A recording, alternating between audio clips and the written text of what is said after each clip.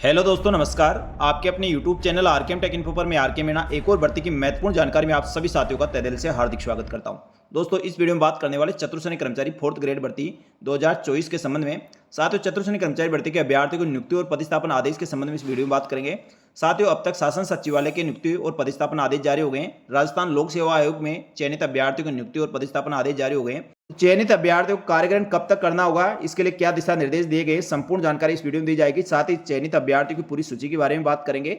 लेकिन प्रशासनिक सुधार विभाग द्वारा विभागों का आवंटन कब तक किया जाएगा, विभागों के आवंटन के पश्चात नियुक्ति और पदस्थापन आदेश कब तक जारी हो सकते हैं, इसके बारे में भी इस वीडियो में बात करेंगे। साथ ही दोस्तों, कार्यग्रहण करने तो कौन कौन से डॉक्यूमेंट की आपको आवश्यकता होगी, साथ ही पुलिस चरित्र प्रमाण पत्र और स्वास्थ्य प्रमाण पत्र कैसे बनाना होगा। साथियों, कार्यग्रहण करने के लिए यानी ज्वाइनिंग करने के लिए आपको ये दोनों बहुत ही इंपॉर्टेंट है। इसके बिना आपको कार्यग्रहण नहीं करवाया जाएगा। इसका पूरा प्रोसेस आपको बताया जाएगा। साथ ही दोस्तों, इनके अलावा ज्वाइनिंग करने के लिए आपको कौन कौन से डॉक्यूमेंट की आवश्यकता होगी, संपूर्ण जानकारी इस वीडियो में दी जाएगी। इसलिए वीडियो को पूरा अंत तक देखें। और जो साथी पहली बार हमारे YouTube channel RKM take info को देख रहे हैं, यूट्यूब चैनल को सब्सक्राइब करके बेल आइकन प्रेस कर ले, जिससे भर्तियों की महत्वपूर्ण और सटीक जानकारी इसी प्रकार आपको मिलती रहे। चलो शुरू करते हैं दोस्तों इस वीडियो को और देखते हैं चतुर्श्रेणी कर्मचारी भर्ती के नियुक्ति और पदस्थापन आदेश सहित संपूर्ण जानकारी।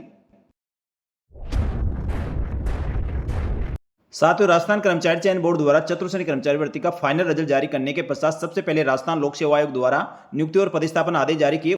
उसके पश्चात कार्मिक विभाग राजस्थान सरकार के साथियों शासन सचिवालय के लिए 434 अभ्यर्थी जो चतुर्श्रेणी कर्मचारी भर्ती है तो सिलेक्ट हुए, उन अभ्यर्थियों की नियुक्ति और पदस्थापन आदेश जारी हो गए हैं। साथ ही महत्वपूर्ण दिशा निर्देश जारी किए गए हैं। तो साथियों, चतुर्श्रेणी कर्मचारी भर्ती में चयनित अभ्यर्थी जो कार्यग्रहण करने के समय आपको स्वास्थ्य प्रमाण पत्र जो आपके जिले के मुख्य चिकित्सा या स्वास्थ्य अधिकारी से प्रमाणित होना चाहिए, पुलिस चरित्र प्रमाण पत्र और एकल शपथ पत्र जो इसमें प्रारूप संलग्न किया गया है वह साथ ही और समस्त आवश्यक दस्तावेजों के साथ निर्धारित दिनांक और समय पर उपस्थित होकर आपको कार्यग्रहण करना होगा।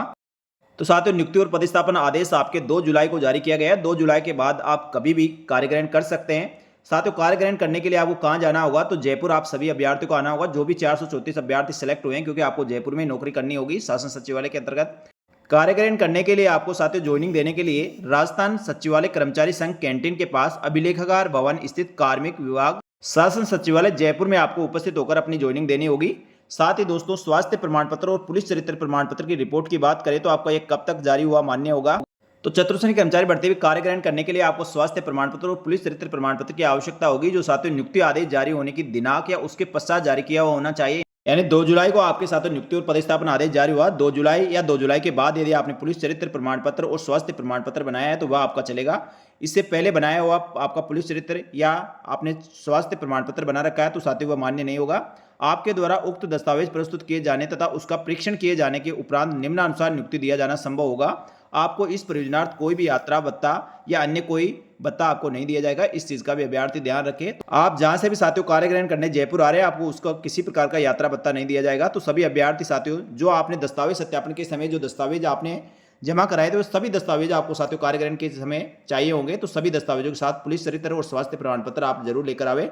तो साथियों, शासन सचिवालय में चयनित 434 अभ्यर्थियों को नियुक्ति और पदस्थापन आदेश जारी किए गए। अभ्यर्थियों की लिस्ट इस प्रकार है। चयनित अभ्यर्थियों के साथ नियुक्ति और पदस्थापन आदेश जारी करने के साथ 2 वर्ष तक प्रवेक्षा काल में रखा जाएगा। 2 साल तक आपका प्रोविजन चलेगा और उसमें आपको फिक्स वेतन दिया जाएगा। अभ्यर्थी की सूची इसमें 434 पूरे अभ्यर्थियों की इसमें सूची दी गई है। सभी अभ्यर्थी साथियों 2 जुलाई को नियुक्ति और पदस्थापन आदेश जारी हो गए हैं। तो आप 2 जुलाई के पश्चात साथियों जो भी वर्किंग डे होंगे, कार्य दिवस होंगे, उसमें उपस्थित होकर आप कार्यग्रहण कर सकते हैं। तो साथियों 434 सभी अभ्यर्थियों को नियुक्ति और पदस्थापन आदेश जारी होने की दिनांक से 30 दिवस के अंतर्गत कार्यग्रहण करना होगा।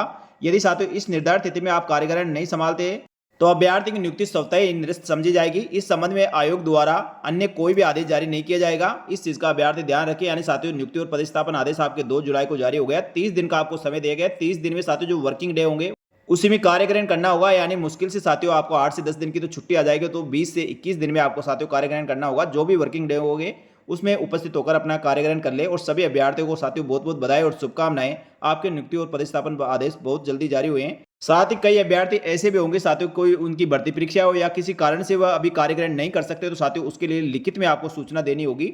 और अभ्यर्थी किसी भी कारण से 21 दिवस में उक्त पद पर कार्यग्रहण संभालने में असमर्थ है तो पूर्ण विवरण के साथ आपको स्पष्ट रूप से कार्यालय में उपस्थित होकर साथियों एक एप्लीकेशन देनी होगी। जो कार्यग्रहण की जो समय सीमा रखेगी उसके 7 दिन पूर्व साथियों आप एप्लीकेशन दे तो आपके कार्यग्रहण करने की तिथि में बढ़ाई जा सकती है। यानी साथियों आपको 1-2 महीने का समय दे सकते हैं। तो आप साथियों जो भी अभ्यर्थी ऐसे हैं जो कार्यग्रहण नहीं कर सकते किसी भी कारण से, आपको शासन सचिवालय में जहां साथियों कार्यग्रहण के लिए बुलाया गया है वहां पर आकर आपको एप्लीकेशन देनी होगी, जिससे आपके साथियों कार्यग्रहण करने की तिथि में वृद्धि कर दी जाएगी, जिससे आप बाद में कार्यग्रहण कर सकते हैं। यदि कोई अभ्यर्थी बिना सूचना के कार्यग्रहण नहीं करता तो उसके नियुक्ति और पदस्थापन आदेश निर्धारित समय सीमा के पश्चात साथियों निरस्त कर दिए जाएंगे। इस चीज का भी अभ्यर्थी को ध्यान रखना है। साथ ही दोस्तों कार्यग्रहण के लिए कौन कौन से डॉक्यूमेंट की आवश्यकता होगी, तो अभ्यर्थी कार्मिक विभाग में कार्यग्रहण करने से पूर्व अपने समस्त मूल प्रमाण पत्र, शपथ पत्र, फोटो युक्त पहचान, पासपोर्ट साइज की फोटो जो 10 दिन से अधिक पुरानी नहीं होनी चाहिए, समस्त मूल शैक्षणिक योग्यता दस्तावेज में सत्यापित प्रतियों के साथ उपस्थित होवे ताकि विभागीय स्तर पर चयन स्पष्ट किया जा सके। साथ ही कार्यग्रहण करने से पूर्व नियमित वेतन का कार्य करने की अपनी सहमति यदि लागू हो तो आपको लिखित रूप से प्रस्तुत करनी होगी। साथ ही दोस्तों कार्यग्रहण करने से पूर्व संबंधित अभ्यर्थी को 50 रुपये के नॉन जुडिशियल स्टाम्प पेपर पर इस आशय का शपथ पत्र देना होगा कि उनके द्वारा आवेदन पत्र में दी गई सूचनाएं संलग्न किए गए समस्त प्रमाण पत्र सत्य है। प्रस्तुत दस्तावेज में कोई भी दस्तावेज असत्य पाए जाने पर विभाग को चयनित अभ्यर्थियों की अभ्यर्थना निरस्त करने का पूर्ण अधिकार होगा। इस शपथ पत्र में यह भी शर्त अंकित करनी होगी कि उनके विरुद्ध कोई भी FIR दर्ज नहीं है, किसी भी न्यायालय में कोई आपराधिक प्रकरण विचाराधीन या लंबित नहीं है, नहीं उन्हें किसी पूर्व न्यायालय द्वारा दंडित, राजीनामा या दोषमुक्त किया गया है। पुलिस विभाग द्वारा चरित्र व पूर्ववर्ती सत्यापन के दौरान कोई भी विपरीत तथ्य पाए जाने पर विभाग को उनकी अभ्यर्थना निरस्त करते हुए उनका चयन निरस्त किए जाने का पूर्ण अधिकार होगा। और यदि साथियों FIR दर्ज है तो उसका विस्तृत विवरण आपको अटेस्टेशन फॉरम में आपको देना होगा, जो आपने ऑनलाइन स्क्रूटनी फॉरम भरा होगा तब भी साथियों अटेस्टेशन फॉरम में दिया होगा, या साथियों आपने दस्तावेज सत्यापन के समय जो अटेस्टेशन फॉरम जमा कराया तो उसमें आपने ये विवरण दिया होगा। यानी साथियों दस्तावेज सत्यापन के समय जो आपने दस्तावेज जमा कराए थे वो सभी दस्तावेज आपको ज्वाइनिंग के समय भी चाहिए होंगे। तो साथियों इसके बारे में मैंने पहले भी आपको जब दस्तावेज सत्यापन हुए तब भी बताया था, आप इसके 3-4 सेट बनाकर रखना। तो साथियों आप बना रखे होंगे, नहीं भी बना रखे तो साथियों दोबारा से आपको सारे शपथ पत्र, घोषणा पत्र प्रारूप आपको बनाने होंगे और समस्त ओरिजिनल दस्तावेज और उनकी फोटो प्रति के साथ उपस्थित होकर आप कार्यग्रहण कर सकते हैं। साथ ही अभ्यर्थी को कार्यग्रहण करने से पूर्व अपने स्वास्थ्य की जांच करवाकर स्वास्थ्य प्रमाण पत्र प्रस्तुत करना होगा, जो आपके जिले के मुख्य चिकित्सा और स्वास्थ्य अधिकारी से प्रमाणित होना चाहिए। तो स्वास्थ्य प्रमाण पत्र साथियों आप अपने ब्लॉक चिकित्सालय से यानी CHC से, या साथियों आपका PMO है या आपका जिला अस्पताल है वहां से बना सकते हैं। उसके पश्चात आपका जो जिले के मुख्य चिकित्सा और स्वास्थ्य अधिकारी होगा उनसे आपको साथियों प्रमाणित करवाकर आपको स्वास्थ्य प्रमाण पत्र बनाना है। स्वास्थ्य प्रमाण पत्र बनाने में साथियों ज्यादा समय नहीं लगता, मुश्किल से 1 दिन का समय लगता है। यदि अभ्यर्थी द्वारा स्वास्थ्य प्रमाण पत्र प्रस्तुत नहीं किया जाता तो साथियों उनको कार्यग्रहण नहीं करवाया जाएगा। तो जो नियुक्ति आदेश जारी हुआ उसके दिनांक या उसके पश्चात आपको स्वास्थ्य प्रमाण पत्र बनवाना होगा। यदि साथियों किसी अभ्यर्थी के दस्तावेजों कोई कमी या दस्तावेज फर्जी या बोगस पाए जाते हैं तो विभाग द्वारा ऐसे अभ्यर्थियों के विरुद्ध विधिक कार्रवाई कर उनकी सेवाएं तत्काल समाप्त कर दी जाएगी। साथ ही ऐसे अभ्यर्थियों के विरुद्ध भविष्य में आयोजित होने वाली परीक्षाओं से डिफार और संबंध में आवश्यक कार्रवाई भी अमल में ले जाएगी। इस चीज़ का भी अभ्यर्थी ध्यान रखें। तो आपके सही डॉक्यूमेंट्स आपके जमा कराने हैं। साथ ही नंबर 6 अभ्यर्थियों को कार्यग्रहण से पूर्व नाम, उपनाम, विवाह संबंधी शपथ पत्र, धूम्रपान नहीं करने, दहेज नहीं लेने, दिनांक 1/6/2002 के पश्चात 2 या 2 से अधिक संतान नहीं होने का शपथ पत्र और 2 उत्तरदायी व्यक्तियों द्वारा प्रदत्त चरित्र प्रमाण पत्र, अंतिम शैक्षणिक संस्था द्वारा जारी चरित्र प्रमाण पत्र प्रस्तुत करना होगा। यानी साथियों जो मैंने बताया दस्तावेज सत्यापन के लिए जो डॉक्यूमेंट्स आपने जमा कराए हुए सभी डॉक्यूमेंट्स आपको ज्वाइनिंग के समय चाहिए होंगे। नंबर 7 अभ्यर्थियों को पुलिस विभाग द्वारा चरित्र और पूर्ववर्ती सत्यापन संबंधी ऑनलाइन प्रमाण पत्र कार्यग्रहण के समय विभाग को प्रस्तुत करना होगा। विभाग द्वारा की गई रिपोर्ट कोई भी विपरीत तथ्य पाया जाता है तो चयनित अभ्यर्थी की अभ्यर्थना निरस्त करते हुए उनका चयन निरस्त कर दिया जाएगा। इस चीज़ का भी अभ्यर्थी ध्यान रखें। नंबर 8 अभ्यर्थी को कार्यग्रहण करने से पूर्व संलग्न प्रपत्र MA भारत के संविधान के प्रति निष्ठावान रहने की शपथ लेनी होगी। यानी जो संविधान का शपथ पत्र साथियों वो संलग्न किया गया था वही शपथ पत्र आपको यहाँ देना होगा। नंबर 9 जो अभ्यर्थी पूर्व में नियमित राजकीय सेवा में है और उन्होंने साथियों चतुर्श्रेणी कर्मचारी भर्ती में सेलेक्ट होकर या कार्यग्रहण करना चाहते हैं तो उन्हें राज्य सरकार के नियमानुसार वेतन भत्ते देय होंगे, परंतु पदस्थापन कार्यग्रहण के समय पूर्व नियोजन विभाग द्वारा उचित माध्यम से यानी प्रॉपर चैनल से आपको कार्य मुक्त होकर आना होगा। साथ ही अनापत्ति प्रमाण पत्र, NOC और LPC यानी गत भुगतान प्रमाण पत्र प्रस्तुत करना होगा। पूर्व में की गई नियमित सेवा में कार्यरत अभ्यर्थियों को कार्यग्रहण के समय पुलिस विभाग द्वारा जारी चरित्र प्रमाण पत्र और स्वास्थ्य प्रमाण पत्र प्रस्तुत करने की आवश्यकता नहीं है। यानी साथियों जो पहले से कोई दूसरी राजकीय सेवा में वर्किंग है और चतुर्श्रेणी कर्मचारी भर्ती पर चयनित हो रहे हैं तो ऐसे अभ्यर्थियों को पुलिस चरित्र और स्वास्थ्य प्रमाण पत्र की आवश्यकता नहीं है। आप बाकी दस्तावेजों के साथ उपस्थित होकर कार्यग्रहण कर सकते हैं। लेकिन साथियों इस भर्ती में ऐसे बहुत ही कम अभ्यर्थी हो सकते हैं दूसरी भर्ती छोड़कर चतुर्श्रेणी कर्मचारी पद पर कार्यग्रहण करेंगे। नंबर 10 यदि चयनित अभ्यर्थी का कार्य और आचरण परीक्षा अवधि में कभी भी अथवा परीक्षा काल में समाप्ति पर संतोषप्रद नहीं पाया जाता है अथवा यह प्रतीत होता है कि उन्हें एक चतुर्श्रेणी कर्मचारी होने की क्षमता नहीं है तो उन्हें बिना किसी क्षतिपूर्ति सेवा के किसी भी समय विमुक्त किया जा सकता है। यानी साथियों आपको परीक्षा काल में और परीक्षा काल के बाद भी यदि साथियों कोई कर्मचारी चतुर्श्रेणी कर्मचारी पद पर चयनित होने की योग्यता नहीं रखता है, यानी साथियों चतुर्श्रेणी कर्मचारी भर्ती के दिए गए कार्य वह नहीं कर पाता है, यानी जो चतुर्श्रेणी कर्मचारी भर्ती का जो वर्क है वह सारे कार्य आपको करने होगा। कोई अभ्यर्थी ऐसा नहीं करता तो साथियों उसको कभी भी चतुर्थ श्रेणी कर्मचारी पद से हटाया जा सकता है। नंबर 11, परीक्षा काल के संतोषजनक पूर्ण होने के पश्चात अभ्यर्थी को चतुर्श्रेणी कर्मचारी पद पर पे मैट्रिक लेवल 2 के अनुसार नियमानुसार वेतन और अन्य भत्ते दिए जाएंगे। साथ ही परीक्षा काल में फिक्स वेतन दिया जाएगा। परीक्षा काल में किसी प्रकार की वेतन वृद्धि नहीं होगी। परीक्षा काल अन्य सुविधाएं और अवकाश आदि राजस्थान सेवा नियमों के अनुसार लागू रहेंगे। नंबर 14, उक्त नियुक्ति संबंधी सेवा नियमों के राज्य सरकार द्वारा समय समय पर जारी दिशा निर्देश परिपत्रों के अंतर्गत शामिल की गई है। समय समय पर जारी किए गए दिशा निर्देश परिपत्र लागू होंगे। नंबर 15, उक्त नियुक्ति आदेश माननीय उच्च न्यायालय के अधीन जो रेट लगा रखी है उसके अधीन रहेगा। नंबर 16, उपरोक्त नियुक्ति अभ्यर्थी द्वारा प्रस्तुत किए जाने वाले शैक्षणिक योग्यता, प्रशैक्षणिक योग्यता, आयु वर्ग, आपराधिक प्रकरण, अन्य मूल प्रमाण पत्रों की भौतिक जांच के उपरांत चयन स्पष्ट होने के अधीन रहेगा। नंबर 17, भर्ती प्रक्रिया पूर्ण हो जाने पर उपरांत राजस्थान कर्मचारी चयन बोर्ड द्वारा जारी की गई स्थायी मेरिट क्रमांक की विभाग की स्थायी मेरिट मान्य होगी।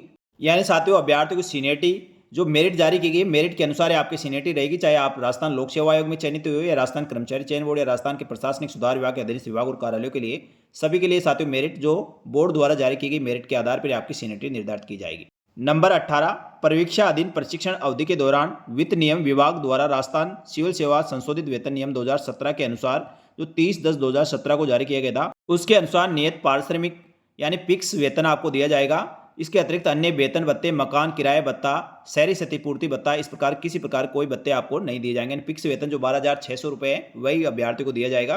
पर 19 अभ्यर्थी की नियुक्ति तिथि चतुर्श्रेणी कर्मचारी पद पर कार्य ग्रहण की तिथि से मान्य होगी, यानी जिस दिन आप कार्य ग्रहण करेंगे उसी दिन से आपकी नियुक्ति मानी जाएगी। नंबर 20, अभ्यर्थी को कार्य ग्रहण संभालने हेतु किसी प्रकार का यात्रा भत्ता नहीं दिया जाएगा। इस चीज का भी अभ्यर्थी को ध्यान रखना है। इस प्रकार साथियों, राजस्थान लोक सेवा आयोग और राजस्थान कर्मचारी चयन बोर्ड द्वारा जारी चतुर्श्रेणी कर्मचारी भर्ती के अभ्यर्थियों को नियुक्ति और पदस्थापन आदेश जारी हो गए हैं। तो सभी अभ्यर्थियों को बहुत बहुत बधाई और शुभकामनाएं। नियुक्ति आदेश जारी होने के 30 दिन के अंतर्गत आपको कार्य ग्रहण करना होगा। साथियों, कार्य ग्रहण करने के लिए वर्किंग डे आपको 20 से 21 दिन ही मिलेंगे, तो उस वर्किंग डे में आप कार्य ग्रहण करें। इसी प्रकार राजस्थान लोक सेवा आयोग द्वारा भी चयनित 27 अभ्यर्थियों को नियुक्ति और पदस्थापन आदेश जारी किए गए हैं, जो आप साथियों इस लिस्ट में चेक कर सकते हैं। ये लिस्ट साथियों मैंने हमारे टेलीग्राम चैनल के माध्यम से आपको अपडेट कर दी थी, वहां पर डाल दी है, तो वहां देख सकते हैं। आपको राजस्थान लोक सेवा आयोग और शासन सचिवालय दोनों की लिस्ट आपको मिल जाएगी। तो साथियों, इसमें भी नियम नियमावली सारे वही है जो अब मैंने आपको साथियों बताया, कौन कौन से डॉक्यूमेंट आपको कार्य ग्रहण के लिए चाहिए होंगे और कौन से डॉक्यूमेंट आपको लेकर जाना है, कब तक आपको कार्य ग्रहण करना, संपूर्ण जानकारी साथियों आपको इसमें दी गई है। साथ ही अब बात करें प्रशासनिक सुधार विभाग के अधीन जो अभ्यर्थी चयनित हुए, उन अभ्यर्थियों की नियुक्ति और पदस्थापन आदेश कब तक जारी होंगे। राजस्थान लोक सेवा आयोग के लिए साथियों 27 अभ्यर्थी और राजस्थान शासन सचिवालय के लिए 434 और प्रशासनिक सुधार विभाग के लिए 44,952 अभ्यर्थी सिलेक्ट हुए। तो साथियों, अब प्रशासनिक सुधार विभाग के 44,952 अभ्यर्थियों को सबसे पहले विभागों का आवंटन किया जाएगा। विभागों के आवंटन की प्रक्रिया वर्तमान में जारी है। विभागों का आवंटन साथियों लॉटरी के माध्यम से यानी रैंडम कंप्यूटर के आधार पर किया जाएगा। इसमें किसी भी अभ्यर्थी को साथियों किसी भी कोई भी दलील नहीं सुनी जाएगी। जो सरकार द्वारा कंप्यूटर के माध्यम से विभाग अलॉट कर दिए गए उसी विभाग में आपको नौकरी करनी होगी। जो विभाग अलॉट होगा उसके माध्यम से साथियों जिला और स्थानों का आवंटन काउंसलिंग के माध्यम से किया जाएगा, जिसकी सूचना बहुत जल्दी अभ्यर्थियों को दी जाएगी। लेकिन साथियों, रोजगार मेले से पहले सभी अभ्यर्थियों का वेलकम किट नियुक्ति पत्र के लिए आप सभी अभ्यर्थियों को प्रशासनिक सुधार विभाग द्वारा जो लिस्ट जारी की गई है उसके अनुसार ही आपको संबंधित जिले में जाना होगा और वहां आपको नियुक्ति पत्र वेलकम किट आपको मिल जाएगी। लेकिन साथियों, विभागों का आवंटन की प्रक्रिया वर्तमान में जारी है और जल्दी साथियों विभागों का आवंटन की सूची आपको देखने को मिलेगी। जैसे सूची आती है तुरंत प्रभाव से हमारे टेलीग्राम चैनल पर डाल दी जाएगी। साथ ही दोस्तों, हमारे यूट्यूब चैनल के माध्यम से आपको बता दिया जाएगा। तो क्या प्रशासनिक सुधार विभाग के लिए चयनित अभ्यर्थियों को पुलिस चरित्र प्रमाण पत्र और स्वास्थ्य प्रमाण पत्र अभी बनाया जा सकता है? तो साथियों, अभी आपको नहीं बनाना। जब तक आपके नियुक्ति आदेश जारी नहीं हो जाते तब तक आपको नहीं बनाना। जैसे नियुक्ति आदेश आपके मिलते हैं उसके पश्चात आपको पुलिस चरित्र प्रमाण पत्र और स्वास्थ्य प्रमाण पत्र बनाना है। बाकी दस्तावेज साथियों आप तैयार करके रख सकते हैं।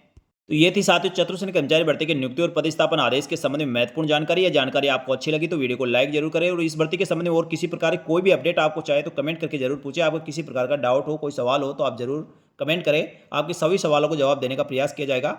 इसके आगे भी साथियों चतुर्श्रेणी कर्मचारी भर्ती की बहुत सारी अपडेट आपको हमारे यूट्यूब चैनल टेलीग्राम चैनल पर अपडेट की जाएगी। तो चतुर्श्रेणी कर्मचारी भर्ती के साथ ही राजस्थान सरकार की समस्त भर्तियों की महत्वपूर्ण और सटीक जानकारी के लिए हमारे YouTube channel RKM take info को सब्सक्राइब करके बेल आइकन प्रेस कर ले। साथ ही हमारे टेलीग्राम चैनल को ज्वाइन कर ले, जिससे भर्तियों की महत्वपूर्ण और सटीक जानकारी आपको तुरंत मिल सके। इस वीडियो में इतना ही। जल्दी मिलेंगे एक और भर्ती की महत्वपूर्ण और सटीक जानकारी लेकर। तब तक के लिए धन्यवाद। जय हिंद, जय भारत।